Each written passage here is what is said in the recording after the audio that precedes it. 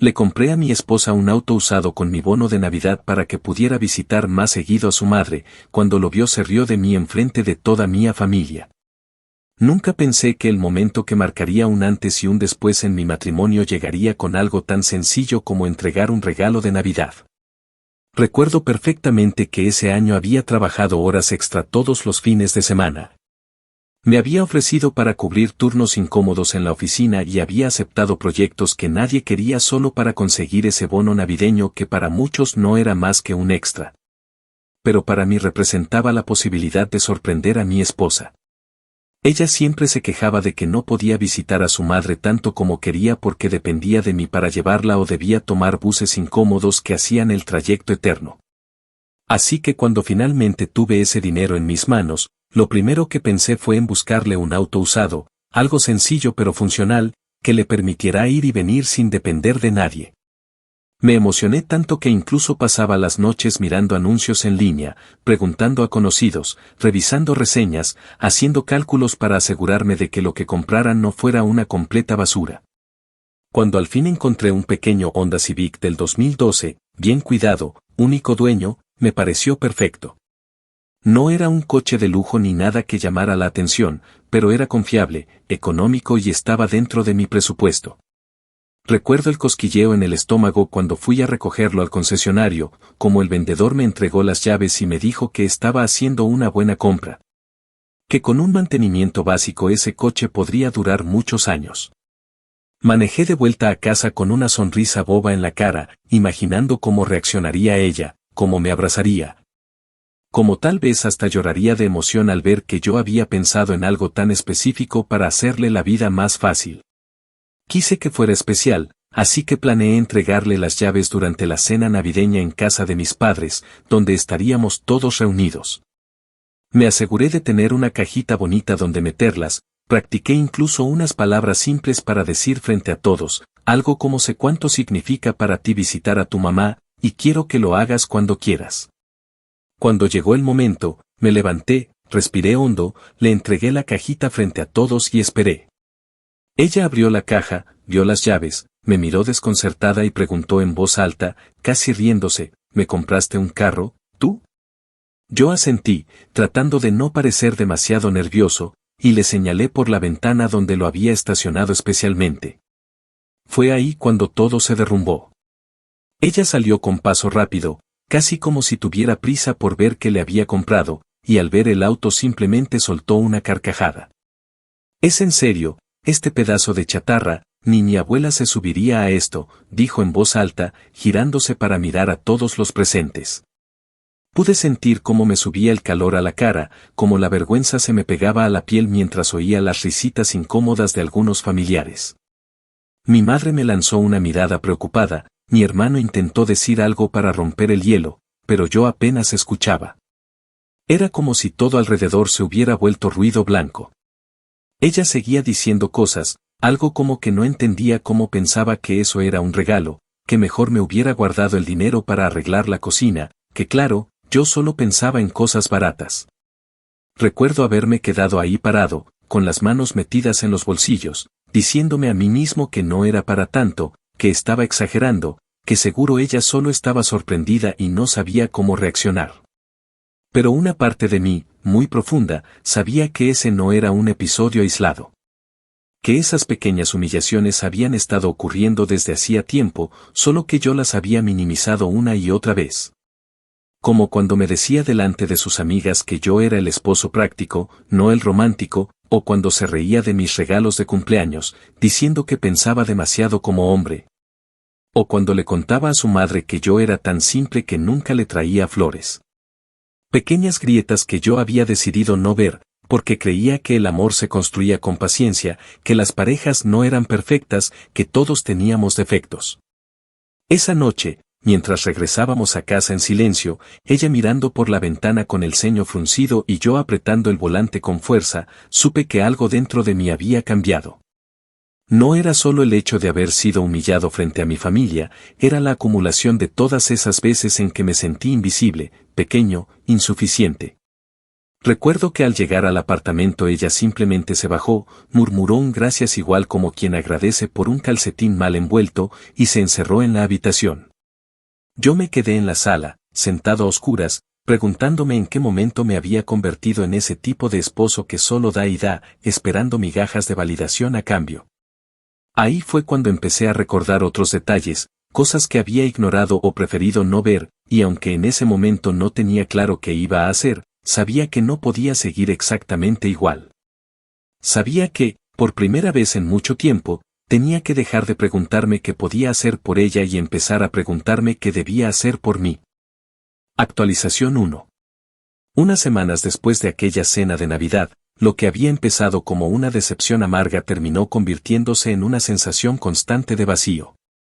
Me costaba despertarme con ganas, me costaba incluso entrar a casa después del trabajo sin sentir ese nudo en el estómago. Mi esposa seguía comportándose como si nada hubiera pasado, como si aquel episodio en casa de mis padres no hubiera significado absolutamente nada. La mañana siguiente al incidente ni siquiera mencionó el regalo. Se limitó a preparar su café como siempre, a revisar el celular mientras desayunaba, y luego me dijo que iba a salir con Amanda, una amiga suya, para despejarse un poco del caos navideño. Ni una palabra sobre el auto. Ni una disculpa. Ni un simple gracias con algo de convicción.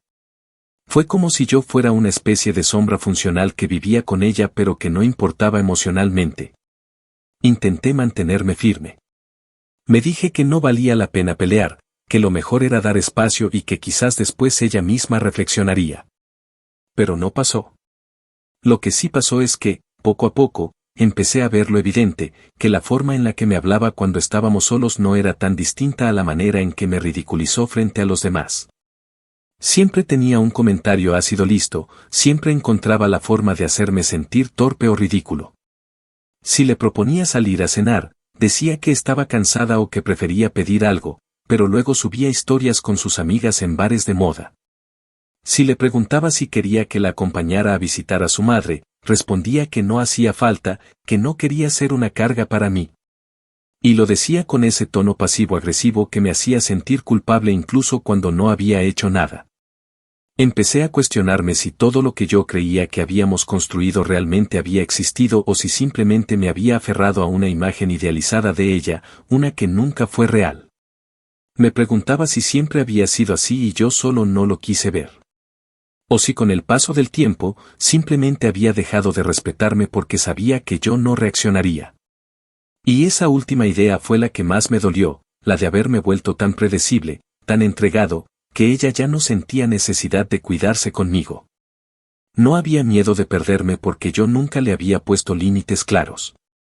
Una noche, mientras ella dormía profundamente a mi lado, con el celular apoyado en la mesita, vibrando cada tanto con mensajes que no se molestaba en silenciar, me quedé mirándola sin saber muy bien qué sentía. No era odio, tampoco tristeza exactamente. Era más bien una mezcla de decepción seca, esa que no arde pero que pesa, como si estuviera cargando algo que no me correspondía. Me levanté en silencio, fui a la cocina y me serví un vaso de agua. Me quedé ahí, apoyado contra la encimera, con la luz tenue del refrigerador abierta, sin moverme. Empecé a recordar cosas que había enterrado, como la vez que me pidió que le ayudara a pagar un curso de diseño gráfico y luego abandonó a la tercera semana porque no era lo suyo. O cuando me hizo vender mi PS5 porque supuestamente necesitábamos el dinero para cosas más importantes. Y 3 días después se compró unas botas de casi $400 porque se las había ganado después de un año difícil.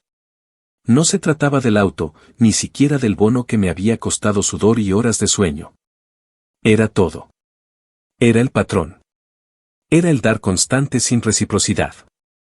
Era el haberme vuelto alguien irrelevante para ella mientras yo seguía poniendo todo lo que tenía en esa relación. Y lo peor era que ya no podía hablarlo con nadie. Si intentaba contarlo, sentía que iba a sonar como un exagerado. Pero si están bien, no todo el mundo reacciona igual, capaz solo estaba de mal humor, eran las frases que ya me imaginaba viniendo de amigos o familiares. Así que hice lo que llevaba tiempo evitando, empecé a observar. A mirar con más detenimiento sus palabras, sus gestos, sus tiempos. Y lo que vi no me gustó. Noté que cuando hablaba por teléfono se alejaba más que antes, que al ducharse se llevaba el celular con ella, que cuando sonaba una notificación mientras yo estaba cerca, bajaba la pantalla o salía rápido de la aplicación. Al principio pensé que era paranoia. Me dije que estaba siendo inseguro, que todo eso podía tener explicaciones inocentes. Pero la duda ya estaba plantada. Y cuando la duda entra, es difícil sacarla. En medio de todo esto, empecé a tener más contacto con su hermana menor, Laura. Siempre nos habíamos llevado bien, pero últimamente ella se mostraba distinta conmigo. Más cercana, más empática. Fue la única que, después de esa noche de Navidad, me escribió para decirme que había visto mi cara, que sabía que lo que pasó no estuvo bien, y que esperaba que yo estuviera bien. Me agarró por sorpresa. No esperaba que alguien de su familia dijera algo, mucho menos ella, que siempre había tenido una relación un poco fría con su hermana. Empezamos a hablar de vez en cuando, intercambiar mensajes cortos, cosas del tipo ¿cómo vas con el trabajo? O espero que hoy tengas un día tranquilo.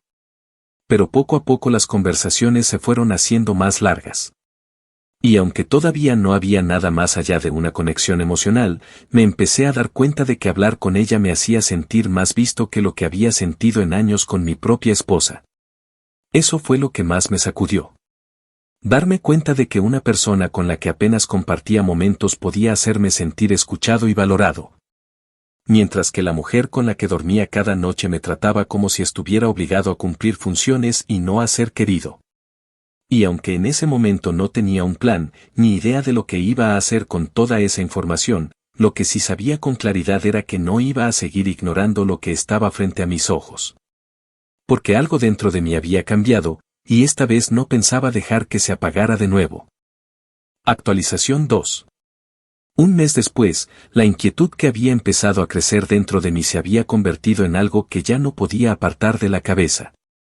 Había pasado días intentando convencerme de que estaba imaginando cosas, de que mi malestar era producto de las heridas acumuladas, no de una traición real.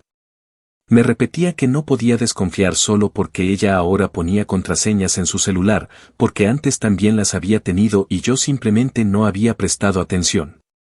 Pero el problema era que ahora yo sí estaba atento, y cada gesto pequeño, cada salida inocente con amigas, cada vez que salía del cuarto para atender una llamada y regresaba hablando de otra cosa, se me clavaba como una aguja bajo la piel.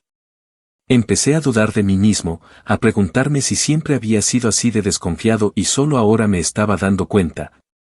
O si en realidad ella había cambiado y yo me había quedado intentando sostener una historia que ya no existía. Recuerdo una noche en particular, cuando ella había salido diciendo que iba a encontrarse con Amanda y Stephanie en un bar del centro, que yo conocía porque habíamos ido juntos alguna vez. Le pregunté si quería que la llevara, si quería que la pasara a recoger después, pero ella me dijo que no, que Amanda la recogía y que volvería tarde, que no me preocupara. Me quedé solo en casa, viendo una película que ni siquiera recuerdo bien porque no presté atención a nada de lo que pasaba en la pantalla.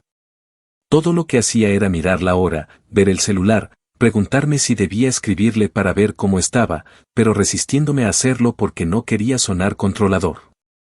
Finalmente, cuando escuché el sonido de la puerta al abrirse casi a las 2 de la mañana, me levanté como si hubiera estado fingiendo dormir.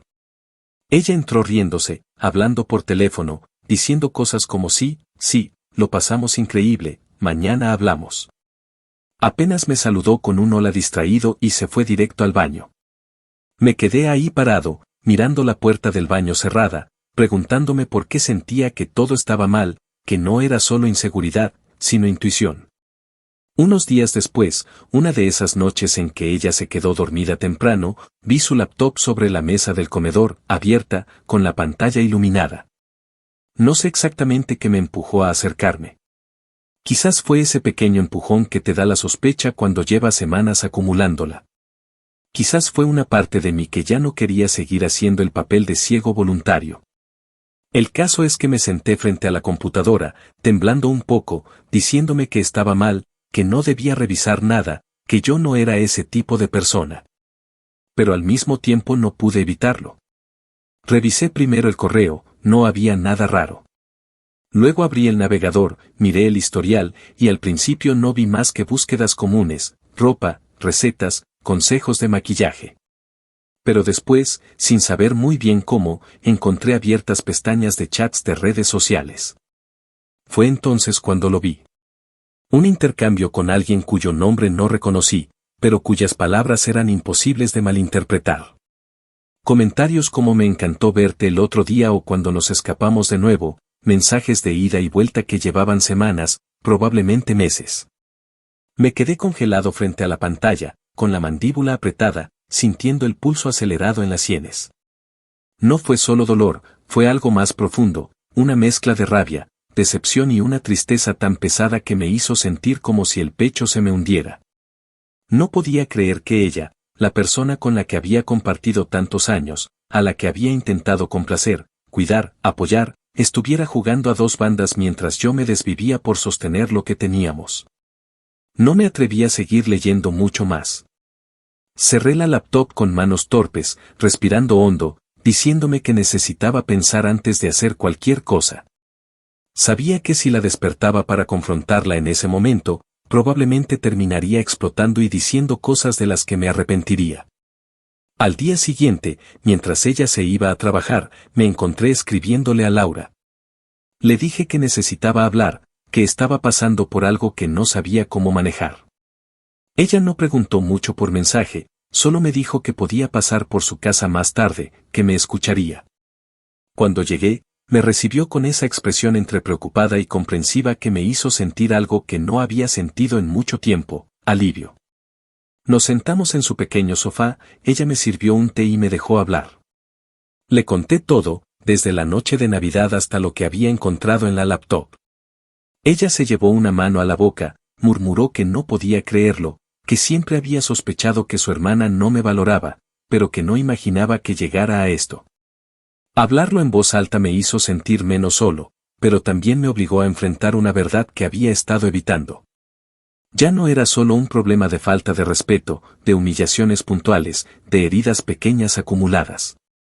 Era traición, era infidelidad, era una línea cruzada que yo no sabía si podía perdonar, aunque no fuera todavía física, y para ser honesto, ya ni siquiera estaba seguro de que no lo fuera. Esa noche, al volver a casa, la miré de una forma distinta. Ella estaba sentada en la cama, viendo videos en su celular, riéndose de algo, ajena a la tormenta que me hervía por dentro. Me dijo que me acostara, que me veía cansado, y yo me metí en la cama junto a ella, sintiéndome como un extraño, como alguien que ya no pertenecía a ese espacio. Me quedé despierto mucho después de que ella se durmiera, mirando el techo, pensando en qué quería hacer. No era de los que reaccionan impulsivamente, nunca lo había sido. Siempre había creído en resolver las cosas hablando, en dar oportunidades, en pensar antes de actuar. Pero por primera vez en mucho tiempo, sentí que quizás era momento de dejar de poner la otra mejilla. Que quizás era momento de pensar en algo más grande, más profundo. No solo por mí, sino porque estaba cansado de sentirme como si tuviera que mendigar respeto en mi propia casa. Y aunque en ese momento no tenía todas las respuestas claras, lo que sí supe con certeza fue que no pensaba quedarme quieto. Porque había cruzado un límite dentro de mí, y no había vuelta atrás. Actualización 3. Unas semanas después, la niebla emocional que había sentido al principio comenzó a disiparse, dándome paso a una claridad que no sabía que podía doler tanto. Durante esos días me convertí, casi sin darme cuenta, en alguien meticuloso, calculador, atento a cada detalle. Ya no era el esposo entregado que confiaba a ciegas, sino alguien que había empezado a juntar piezas, a observar patrones, a construir un mapa interno de todas las grietas que habían ido destrozando mi matrimonio por dentro. Empecé a guardar capturas de pantalla, mensajes que encontraba en la laptop cuando ella la dejaba abierta, pequeños registros bancarios que mostraban pagos extraños, reservas en lugares a los que supuestamente nunca había ido. Cada vez que lograba reunir algo nuevo, sentía una mezcla amarga de victoria y tristeza, como si una parte de mí se alegrara de no estar loco mientras otra parte se rompía al confirmar que mi intuición no estaba equivocada. Al principio pensé que podría confrontarla directamente, que tal vez todavía había una posibilidad de resolver las cosas hablando, aunque fuera solo para cerrar la historia con dignidad. Pero cuanto más pasaba el tiempo, más me daba cuenta de que esa conversación no iba a ser una charla honesta entre adultos. Ella se había vuelto hábil para manipular, para dar vueltas, para convertir todo en mi culpa. Si yo preguntaba demasiado, era porque estaba inseguro, si mencionaba mis sospechas, era porque era controlador. Empecé a notar cuántas veces había logrado darle la vuelta a discusiones pasadas usando ese mismo juego, desviando, burlándose, haciendo que yo terminara pidiendo perdón por cosas que ni siquiera había hecho. Y ahí fue cuando me di cuenta de que, si quería salir de esto de pie, necesitaba un plan. Laura, su hermana, se convirtió en mi cómplice emocional sin que yo se lo pidiera. Empezamos a vernos más seguido, primero bajo el pretexto de que yo necesitaba desahogarme, pero pronto nuestras conversaciones se volvieron algo más natural, más humano. Ella me contaba cosas de su trabajo, de su vida, de las diferencias que siempre había sentido con su hermana mayor, de lo difícil que era verla hacer daño a la gente sin nunca enfrentar consecuencias. Yo la escuchaba y sentía, poco a poco, que no estaba tan solo como había creído. Nunca pasó nada físico entre nosotros en ese momento, y me esfuerzo en aclararlo porque yo mismo me sentía constantemente en conflicto. No quería ser esa persona que buscaba refugio emocional fuera de su matrimonio mientras el barco se hundía, pero al mismo tiempo, sabía que en casa ya no quedaba nadie esperándome realmente. Mientras tanto, empecé a consultar discretamente con un abogado. Fue un proceso silencioso, casi quirúrgico, donde aprendí más de lo que jamás pensé sobre cómo funciona un divorcio en Estados Unidos. Me enteré de que la casa donde vivíamos, aunque compartida, estaba a mi nombre porque la había comprado antes del matrimonio. El auto usado que le había regalado, aunque ella nunca quiso usarlo, también estaba a mi nombre. Las cuentas conjuntas podían dividirse, pero necesitaba actuar con cuidado para no dejarme vaciar por un ataque impulsivo. Me convertí en alguien que se levantaba temprano, revisaba papeles, hacía llamadas en el coche antes de entrar a trabajar y luego volvía a casa con la máscara bien puesta, fingiendo que todo estaba normal mientras por dentro cada conversación era una preparación para el final. Recuerdo una noche en particular que me marcó. Estábamos cenando juntos en silencio, ella con el celular al lado del plato, escribiendo mensajes cada tanto, riéndose en voz baja. En algún momento, levantó la vista y me dijo, casi como quien lanza una broma casual, que últimamente estaba muy aburrido, que ya no era el hombre divertido que conoció. No pude evitar mirarla fijo durante unos segundos, con una calma que a mí mismo me sorprendió. Le respondí, con una media sonrisa, que todos cambiamos, y que a veces uno simplemente deja de esforzarse cuando siente que no vale la pena. Ella levantó una ceja, hizo una mueca como de que dramático y volvió a su teléfono. Fue en ese instante que entendí que ella ni siquiera imaginaba lo que estaba por venir. Cada noche que pasaba, cada mensaje que descubría, cada conversación vacía que teníamos, me convencía más de que mi mejor venganza no iba a ser gritarle, ni tirarle en la cara las pruebas, ni armar un escándalo frente a amigos o familia. No, mi venganza iba a ser salir de ahí con la cabeza en alto, bien armado, preparado, dejando que fuera ella quien, al final, se enfrentara al vacío que había creado. Me dediqué durante semanas a reconstruir mis finanzas, a separar mis cuentas, a hablar con mi abogado sobre los mejores pasos para protegerme legalmente. Guardaba todo en carpetas bien organizadas, con fechas, detalles, respaldos. Tenía miedo, claro que sí, pero ese miedo se transformaba en determinación, en una rabia fría que me ayudaba a mantener el rumbo. Lo más curioso era que, mientras más me organizaba, más veía a Laura como una especie de ancla. Ella era el único espacio donde podía hablar sin sentirme juzgado ni manipulado. A veces, cuando me preguntaba cómo había terminado dependiendo emocionalmente de ella, me sentía mal, me sentía confundido, pero al mismo tiempo agradecía tener al menos un lugar donde no tenía que fingir que estaba bien. Esa dualidad me acompañaba todo el tiempo, por un lado, la vida práctica, el plan legal, el cierre calculado de un matrimonio que ya no tenía salvación, por otro, la vida emocional. donde intentaba reconstruirme poco a poco a través de alguien que, sin buscarlo, se había convertido en mi refugio. Y así, mientras cada día fingía normalidad en casa, mientras sonreía a medias durante cenas vacías y respondía a conversaciones intrascendentes, por dentro me preparaba. Sabía que el momento iba a llegar, y sabía que cuando llegara, ella no lo vería venir. Porque yo había dejado de ser el hombre que soportaba todo en silencio, y ya era alguien que estaba listo para cobrar, en su tiempo, cada gota de desprecio acumulado. Actualización 4. Unos meses más tarde, el momento que había estado preparando llegó casi con una calma que me resultó inquietante. Había pasado tanto tiempo juntando pruebas, organizando papeles, hablando con el abogado, que cuando por fin lo tuve todo listo, no sentí la explosión emocional que había imaginado al principio. No sentí el temblor en las manos ni las ganas de gritar ni el deseo de confrontarla en medio de una pelea.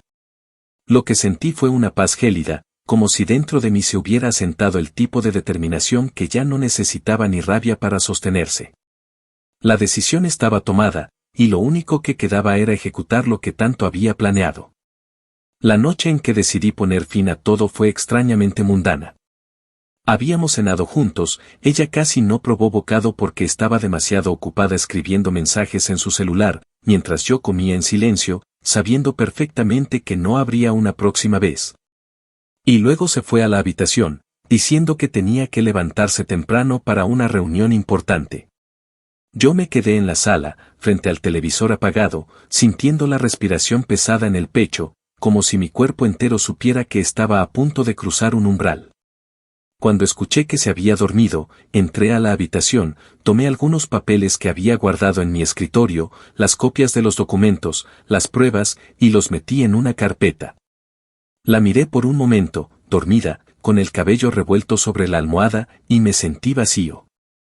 Ya no había amor, ya no había deseo, ya no había pena.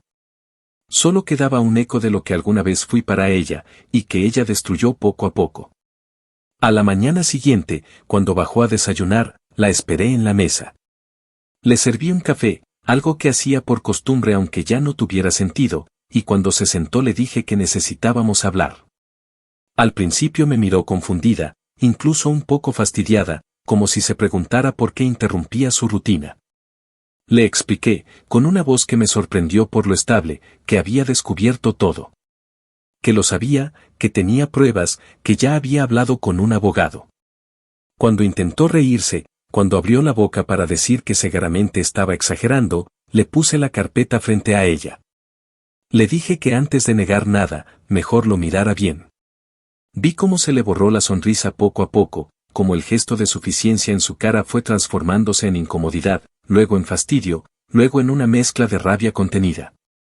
Me preguntó qué quería, si quería arruinarlo todo, si no podíamos simplemente dejar las cosas atrás.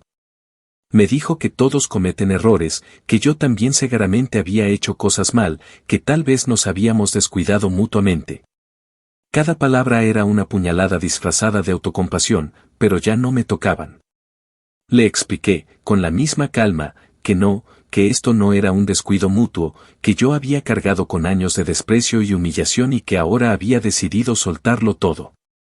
Le dije que los papeles del divorcio estaban listos, que la casa no iba a compartirla porque estaba a mi nombre, que el auto podía llevárselo si quería, pero que si no, lo vendería yo mismo. Ella intentó ponerse de pie, dijo que necesitaba tiempo para pensar, pero le pedí que se sentara, que lo escuchara bien, esto ya no era una negociación. Durante los días siguientes, como lo había anticipado, intentó acudir a su familia para buscar apoyo. Lo que no esperaba era que Laura no solo no la respaldara, sino que se pusiera abiertamente de mi lado. Cuando su madre me llamó para preguntarme qué estaba pasando, para intentar convencerme de que estaba siendo demasiado drástico, fue Laura quien tomó el teléfono. Le explicó con calma todo lo que su hermana había hecho y le dijo que por una vez en su vida tenía que asumir las consecuencias de sus actos. Yo escuchaba todo eso en silencio, sintiendo una mezcla extraña de alivio y desconcierto. No era solo que me estuviera separando de ella, era que, por primera vez, había alguien en su propio entorno dispuesto a no taparle las fallas. El día que finalmente firmamos los papeles del divorcio, la vi salir de la oficina del abogado con una expresión de resentimiento que me hubiera desgarrado meses atrás, pero que ahora apenas me rozaba. Sabía que ella contaba con poder manejarme emocionalmente, con que yo me derrumbara, con que me sintiera culpable, pero lo cierto es que yo ya había pasado por esa etapa en las noches solitarias, en las horas de insomnio, en las conversaciones privadas con Laura donde vacié mi frustración. Ahora solo quedaba un cierre necesario, doloroso pero inevitable. Mientras la veía alejarse, pensé en todo lo que había intentado construir, en el hombre que fui durante años, en el esposo que trató de llenar cada vacío con esfuerzo, con paciencia, con amor, hasta quedarse seco. Y aunque no podía decir que me sentía feliz, sí podía decir que me sentía libre. Esa noche, al volver a casa, me senté en el sofá vacío, respiré hondo y me quedé en silencio. No había música, no había televisión, no había ruido. Solo yo, en medio de todo lo que quedaba de una historia que ya no existía.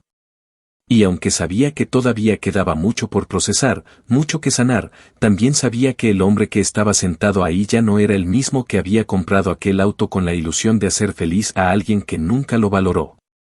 Porque por primera vez en mucho tiempo, el que importaba ahora era yo. Actualización final. Unos 6 meses más tarde, mi vida era irreconocible comparada con lo que había sido antes. No voy a mentir diciendo que todo fue fácil o que la separación fue como quitarme un peso de encima de la noche a la mañana. Hubo días en que me levantaba sintiendo un hueco en el pecho, días en que me preguntaba si había hecho lo correcto, días en que la soledad era tan palpable que parecía llenar las habitaciones de la casa. Al principio me movía en piloto automático, trabajo, casa, arreglar los detalles que quedaron pendientes del divorcio, organizar papeles, hacerme cargo de cosas que antes compartíamos. Pero en medio de esa rutina densa y a veces gris, empecé a descubrir algo que no había sentido en años, la capacidad de respirar sin estar midiendo cada palabra, cada gesto, cada paso para evitar un comentario sarcástico, una crítica velada, una burla disfrazada de humor. La exesposa, según supe por terceros, se había ido a vivir temporalmente con su madre. Al principio trató de presentarse como la víctima, de decir que yo había sido frío, que no había sabido perdonarla, que había exagerado todo. Pero pronto quedó claro que ese discurso no convencía a muchos, sobre todo porque Laura no se quedó callada. Fue curioso descubrir que el mismo entorno familiar que alguna vez me había visto como el tipo que tenía suerte de estar con ella empezó a darse cuenta de que tal vez la imagen que ella proyectaba no era tan perfecta. Yo no tuve que decir nada. Las cosas simplemente fueron cayendo por su propio peso, y lo único que hice fue mantenerme al margen, concentrado en rehacerme, en reconstruir mis rutinas, mis espacios, mi tranquilidad. Laura, por su parte, estuvo presente más de lo que yo habría esperado. Al principio nos seguíamos viendo como amigos, como dos personas que habían sobrevivido al mismo naufragio emocional, que entendían de qué iba el dolor del otro. Pero poco a poco esa dinámica cambió. Recuerdo una noche, después de varias semanas de conversaciones largas, cuando me invitó a cenar a su casa para distraernos un poco. Fue una velada sencilla, sin pretensiones, donde hablamos de todo y de nada, del trabajo, de películas, de recuerdos de infancia, de anécdotas que, hasta ese momento, yo no sabía que habíamos compartido en paralelo.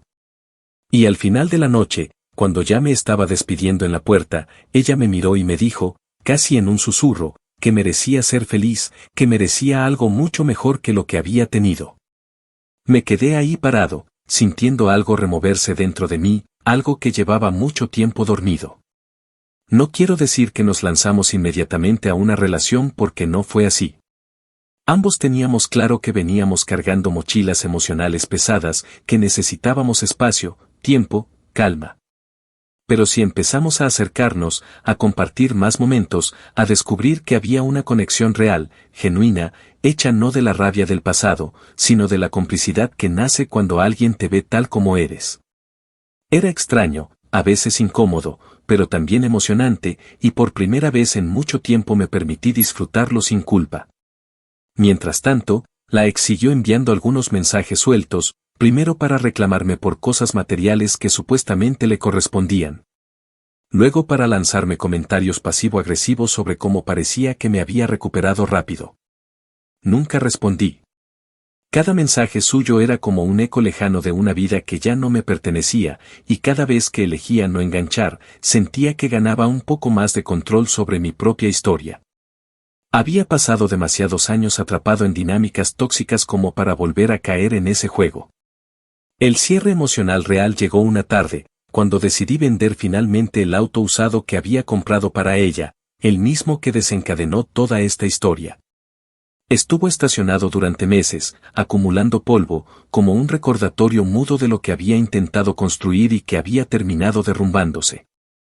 Recuerdo haberlo mirado durante largos minutos antes de entregárselo al comprador, repasando mentalmente todo lo que había significado para mí, las ilusiones, las expectativas, la amargura, el dolor, la liberación final. Cuando se lo llevaron, sentí una mezcla rara de nostalgia y alivio, como si una parte del pasado finalmente se hubiera desprendido de mis manos. Hoy, al mirar atrás, no voy a decir que todo salió perfecto ni que me siento como una especie de héroe que logró vengarse de manera impecable. La verdad es mucho más humana que eso. Hay días en que todavía siento cicatrices emocionales, días en que me pregunto en qué momento las cosas se torcieron tanto. Días en que me descubro recordando alguna pequeña escena feliz de ese matrimonio y me pregunto si todo fue una mentira. Pero en general, me siento más ligero, más auténtico, más dueño de mí mismo. Porque al final, mi verdadera venganza no fue romperle nada, ni exponerla públicamente, ni gritarle todas las verdades que acumulé durante años. Mi venganza fue reconstruirme, dejarla atrás, demostrarme a mí mismo que podía salir del lugar donde ella me había reducido a una sombra, y volver a ser alguien que merecía amor, respeto y paz. Y aunque todavía queda camino por recorrer, sé que lo estoy haciendo en la dirección correcta, con la cabeza en alto y el corazón, al fin, en paz.